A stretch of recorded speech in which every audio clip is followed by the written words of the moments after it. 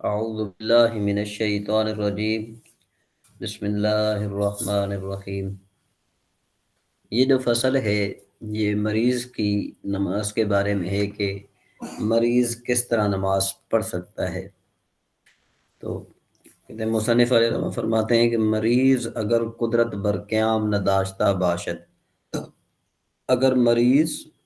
قیام پر قدرت نہ رکھتا ہو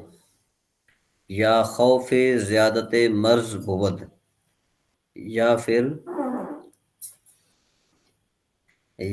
جو ہے وہ مرد کے زیادہ ہونے کا خوف ہو، نماز نشستہ گزارد، نماز بیٹھ کر ادا کرے، و رکوع و سجود بجا آورد، اور رکوع اور سجدہ بجا لائے۔ و اگر قدرت بر رکوع و سجود نداشتہ باشد، اب اگر جو ہے نا رکوع اور سجود پر قدرت نہیں رکھتا، وہ قدرت بر قیام داشتہ باشد، اور قدرت وہ صرف قیام پر رکھتا ہے، نزد امام اعظم ابو حنیفہ مفتہ بہ آست کے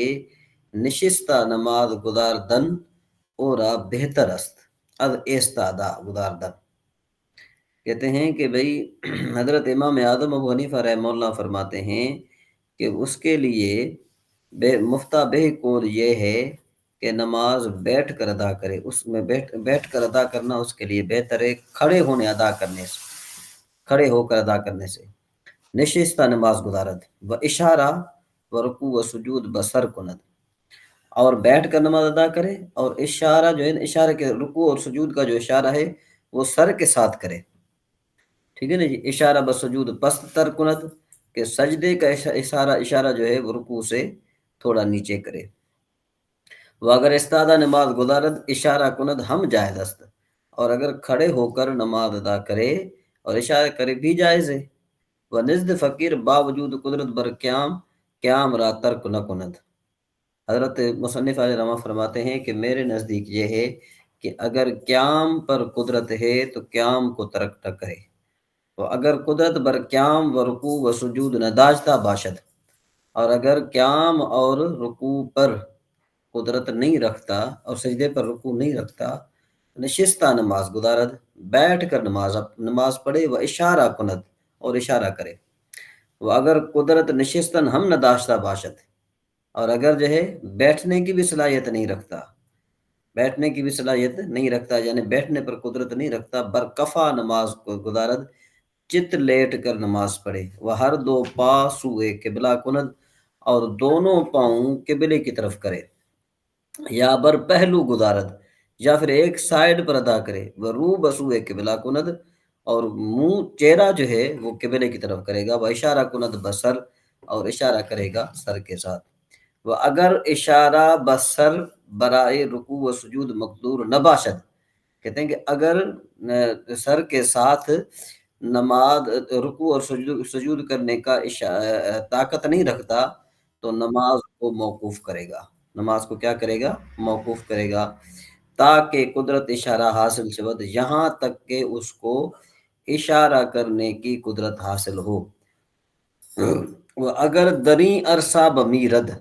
اور اگر اس عرصے میں مر جائے، یعنی اس کو نماز پڑھنے کی جو طاقت تھی وہ اب نہیں ہے، لیکن وہ مرض سے ٹھیک نہیں ہوا، تو مصنف علیہ رحمہ فرماتے ہیں عاصی نباشد، وہ گناہ گار نہیں ہوگا، یعنی جو اس کی نمازیں قضا ہوئی نا، کیونکہ اس کو موقع نہیں ملا، تو وہ گناہ گار نہیں کہلائے گا۔ اگر درمیان نماز بیمار شبت، اگر نماز کے درمیان میں بیمار ہوا،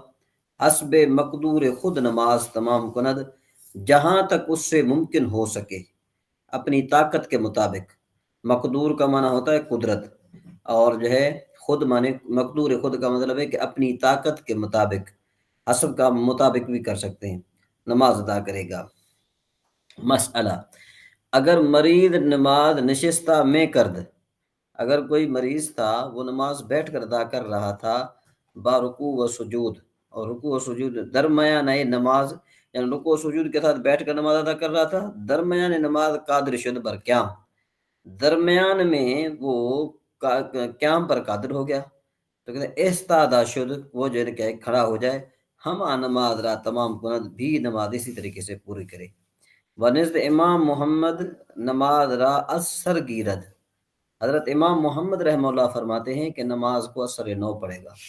وہ اگر مرید نماز باشارہ میں کرد درمیان نماز بر رکوع و سجود قادر شد با اتفاق اثر گیرد. کہتے ہیں اور اگر مریض اشارے کے ساتھ نماز ادا کر رہا تھا درمیان میں وہ رکوع اور سجود پر قادر ہو گیا تو کہتے ہیں کہ اس میں سب جو ہے نا وہ فقہا کا اتفاق ہے کہ نماز کو اثر نو پڑے. یعنی پہلے جو تھا وہ بیٹھ کر نماز پڑھ رہا تھا تو قیام پر قادر ہوا تو امام محمد رحمہ اللہ فرماتے ہیں کہ اثر نو پڑے گا. باقی علماء باقی جو فقہا کرام فرماتے ہیں کہ وہیں پر جو ہے نا اپنی طاقت کے مطابق وہ نماز پڑھے گا. اور اگر جو ہے وہ اشارہ کر رہا تھا تو اب سجود اور کس پر رکوع پر قادر ہو گیا تو ظاہر بات اب اثر نو پڑے گا. مسئلہ ہر کے بے ہوش شد جو بھی بے ہوش ہو گیا یا دیوانہ گشت یا دیوانہ ہو گیا یک شبانہ روز نماز قضا کند ایک دن اور رات کی نماز قضا کرے گا. اگر زیادہ اد شبانہ روز یک ساعت ہم گزشت قضا واجب نہ شود. کہتے ہیں کہ اور اگر دن اور رات سے ایک ساعت بھی بڑھ گیا نا یعنی ایک ساعت بھی بڑھ گیا تو پھر نماز قضا نہیں کرے گا. وَنِزْدِ محمد تاکہ نماز ششم را وقت در نیامدہ. حضرت امام محمد رحمہ اللہ فرماتے ہیں کہ جب تک چھٹی نماز کا جو وقت ہے نا وہ نہ گزر جائے نا اس وقت تک جو ہے نا کیا ہے کہ نہیں ہوگا. ہاں اگر جو ہے نا کیا ہے کہ وہ چھٹی نماز کے وقت گزرنے سے پہلے جو ہے نا اس کو ہوش آ گیا تو کہتے ہیں کہ قضا واجب ہوگی. یعنی خلاصہ کلام کا کیا نکلا کہ باقی جو فقہاء کرام ہیں وہ یہ فرماتے ہیں کہ اگر کسی آدمی کو بے ہوشی ہو گئی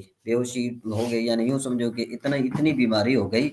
کہ اس کو کتنے گزر گئے 5 وقت کی نماز کا وقت گزر گیا. اب 5 وقت کی نماز کا وقت جیسے گزرا تو اس کے بعد جو ہے نا اگر اس کو ہوش آیا تو یہ 5 نماز ادا یعنی اس پر قضا واجب نہیں ہے. لیکن امام محمد رحمہ اللہ فرماتے کہ نہیں جب تک چھٹی نماز کا وقت نہیں گزرے گا اس وقت تک جو ہے نا کہ قضا واجب نہیں ہے. جی یہاں پر آگے جو فصل ہے وہ اگلی جو فصل ہے وہ ہے کچھ اس کے بارے میں سفر کے بارے میں ہے کیونکہ وہ تھوڑی لمبی ہے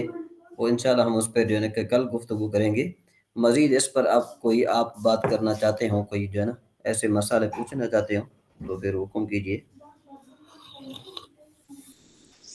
آئی تھنک ہے نا یہ مسئلہ جو ہے نا اس سے پہلے بھی کہیں گزر چکا تھا تو اس وقت ذہن میں ہے.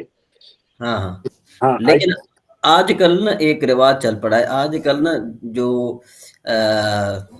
کیا کہتے ہیں اس کو جو چودھری